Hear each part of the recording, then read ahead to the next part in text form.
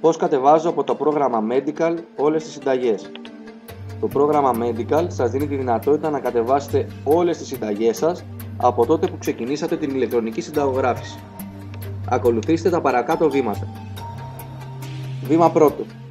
Επιλογές βρίσκεται πάνω αριστερά. Κλικ. Κάνουμε κλικ στο βελάκι που βρίσκεται δίπλα στο ανανέωση ιστορικού συνταγών. Βρίσκεται κάτω. Επόμενο βήμα.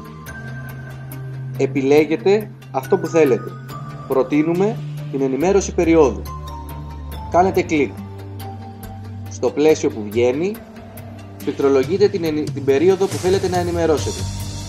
Εγώ για παράδειγμα θα βάλω τη σημερινή ημέρα.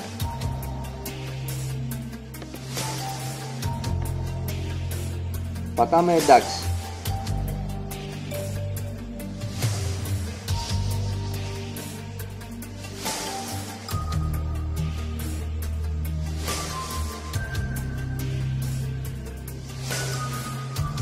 Επόμενο βήμα 3. Βγαίνει πλαίσιο, γράφετε τους χαρακτήρες και πατάτε συνέχεια ενημέρωσης. Κλικ.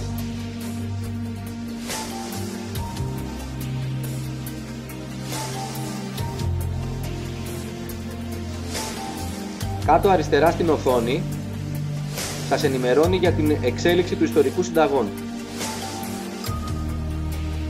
Αν κλείσετε το πρόγραμμα ή τον υπολογιστή, θα σταματήσει την ενημέρωση.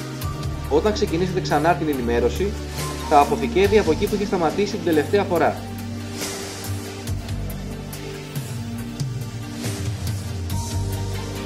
Κάτω αριστερά μας ενημερώνει για το πόσες συνταγές διαβάζει και μετά τις αποθηκεύει.